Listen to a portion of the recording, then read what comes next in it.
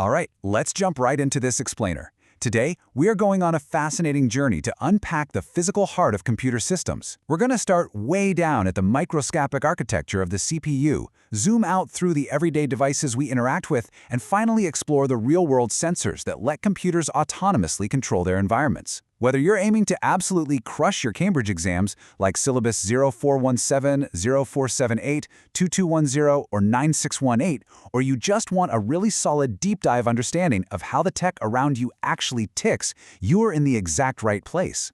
Here is our roadmap. It's an inside-out journey. We'll hit the CPU and architecture first, then the fetch, decode, execute cycle, move on to embedded systems, check out input and output devices, and wrap up with sensors and control systems.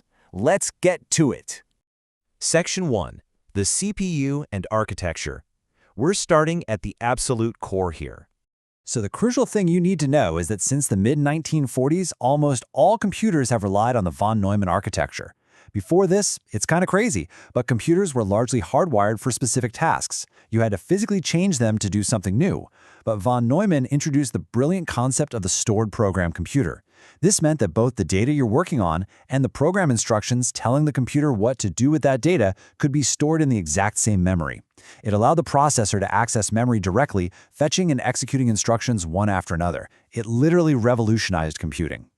Now looking at the CPU itself, notice how it's divided into these specialized work zones. First up, the Arithmetic and Logic Unit, or ALU.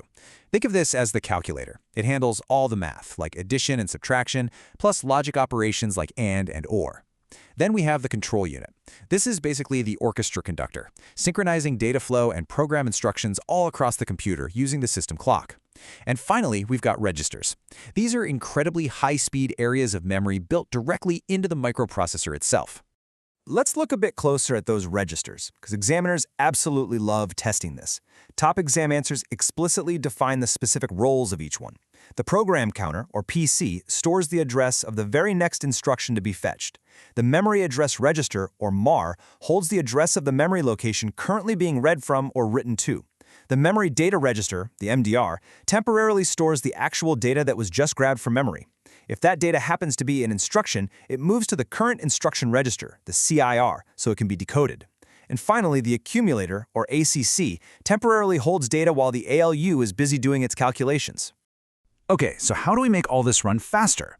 To really master this for your exams, you can't just list these points, you have to explain the why. Increasing RAM means fewer slow data movements to your hard drive, which speeds things up. Increasing bus width allows more memory to be addressed at once. A 64-bit bus can handle literally quintillions of locations. Increasing your clock speed means you can process more instructions per second, though you really have to watch out for overheating if you start overclocking.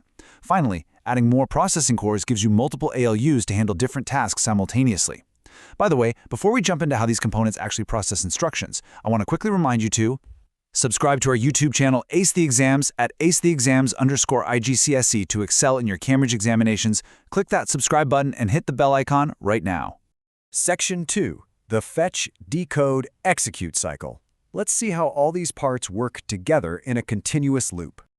This illustrates the complete cycle beautifully. It shows exactly how the address bus and data bus work together to pull instructions from memory directly into the CPU. Remember, buses are just communication highways. The address bus is unidirectional. It only ever sends addresses away from the CPU to memory. But the data bus is bidirectional, pulling the actual instructions and data back into the CPU so the cycle can run. If we break it down into these 3 sequential steps, you can really see the choreography. First, the fetch stage. The address is copied from the program counter to the memory address register. The data at that location travels down the data bus to the memory data register and then straight into the current instruction register. At this point, the program counter ticks up by 1, getting ready for the next round. Next, we decode. Every instruction has an opcode that tells the CPU what action to take and an operand, which is the actual data it needs to act on. Finally, we execute. The control unit fires off signals to the right components to actually carry out the task. And remember, this entire 3-step process is happening billions of times every single second. Section 3. Embedded Systems. Having mastered the micro level, let's step up just a bit to embedded systems. This is where we integrate these CPUs, memory and software, into a single chip to carry out a specific hardware task. You find these everywhere, from the anti-lock brakes in your car to the timer on your washing machine. Now, they're incredibly reliable, cheap, and consume barely any power. But they aren't perfect. They are notoriously difficult to upgrade.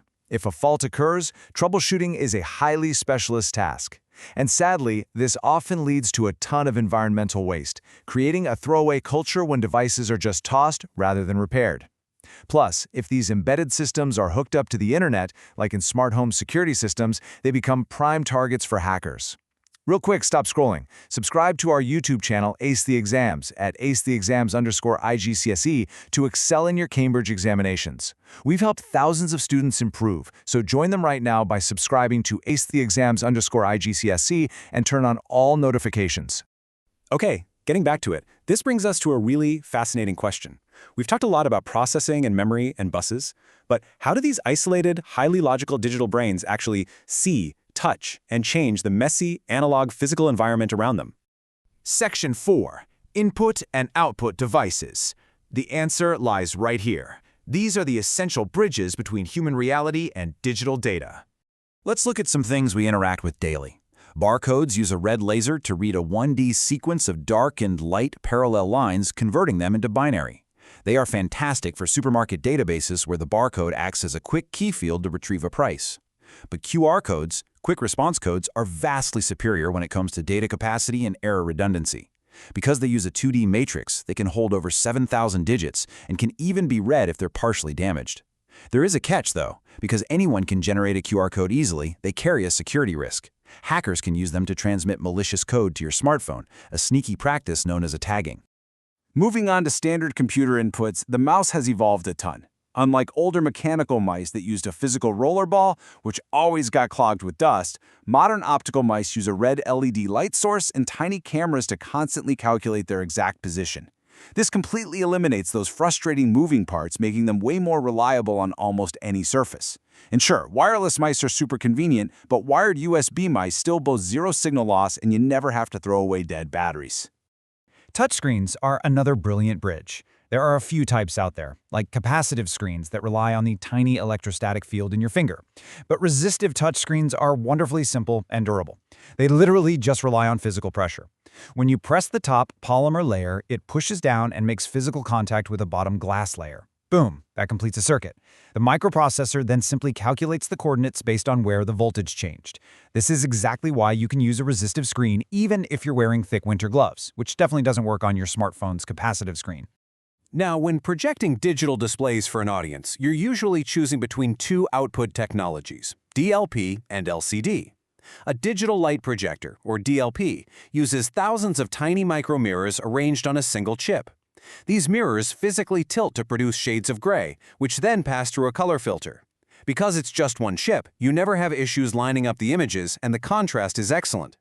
An LCD projector, on the other hand, shines a powerful light through prisms and liquid crystal panels. LCDs generally give you sharper images and much better color saturation, but because the panels are organic, they can actually degrade and turn a bit yellow over time. And if you're outputting your study notes to paper, the printer technology you choose matters. Inkjets physically spray wet, liquid ink droplets onto the paper using thermal bubbles or piezoelectric tech. They are fantastic for low-volume, high-quality color photographs. Lasers use a totally different method. A laser printer uses an electrostatic charge to attract dry toner powder onto a rotating drum. A fuser then literally melts that solid plastic ink right onto the page. Because it prints the whole page in one go rather than line by line, a laser printer is vastly superior for fast, high-volume text printing. Section 5. Sensors and Control Systems. For our final section, let's explore where the computer stops waiting for a human to click a mouse and starts monitoring the physical world all by itself. Sensors are input devices that read physical properties constantly. A temperature sensor might monitor a greenhouse. A passive infrared sensor detects the heat radiation of an intruder for a security system. A magnetic field sensor detects changes in rotational speed for anti-lock braking systems. And an accelerometer measures rapid deceleration to deploy an airbag during a crash. But here is the absolutely critical detail for your exams. Sensors collect analog data from the real world. A microprocessor only understands digital binary data. Therefore, the data from the sensor must always pass through an analog-to-digital converter, or ADC, before the computer can even understand it. This slide perfectly maps out the autonomous feedback loop. Let's say we're controlling a chemical reactor that needs a specific temperature and pH. The sensors constantly send data through an ADC to the microprocessor. The microprocessor compares this incoming data with preset values stored in its memory. If the temperature drops too low, the microprocessor sends a signal out. But because the physical world requires analog signals to operate heavy machinery, this digital command usually passes through a digital-to-analog converter, a DAC, to trigger a physical actuator, in this case, switching on a heavy-duty heater. Now be very, very careful in your exam analysis to distinguish between monitoring and control. This trips up so many students. If a microprocessor is only monitoring a system, like pollution levels in a river, it simply compares sensor data to stored data and triggers an alarm if something is wrong. That is it. A control system goes a massive step further. It takes autonomous action via actuators to actively alter the environment, like automatically opening a valve to adjust chemicals. And it keeps adjusting until the sensor readings confirm everything is back to normal. Look at this official examiner feedback. The secret to mastering hardware concepts and grabbing those top marks is to structure your thinking. Don't just give a vague one-word answer. Identify what the device is, explain why it's used, and detail exactly how it works step by step, making sure to mention the data conversions and the specific physical actions taken. Students who implement these kinds of strategies see an average improvement of 2 grade boundaries, but only if you practice consistently. So here's your final reminder. Subscribe to our YouTube channel, Ace the Exams, at acetheexams_IGCE to excel in your Cambridge examinations. Subscribe right now to acetheexams_IGCE and click that bell. Don't let another exam pass you by. We've traveled a really long way today, all the way from the microscopic fetch, decode, execute cycle inside the CPU, out through the touchscreens we use every day, and into the macro world of sensors and autonomous control systems. Understanding this hardware chain is the absolute key to understanding modern computing. Which leaves us with one final thought. Now that you know how the digital brain connects to the physical world, how will you use this foundational knowledge to build the technology of tomorrow? Drop a comment below with your target grade for computer science and the biggest challenge you're currently facing. Our team responds to every single comment. Like and share this explainer with a study partner. Ace the Exams, your Cambridge success starts here. Thanks for joining me, and I'll see you in the next one.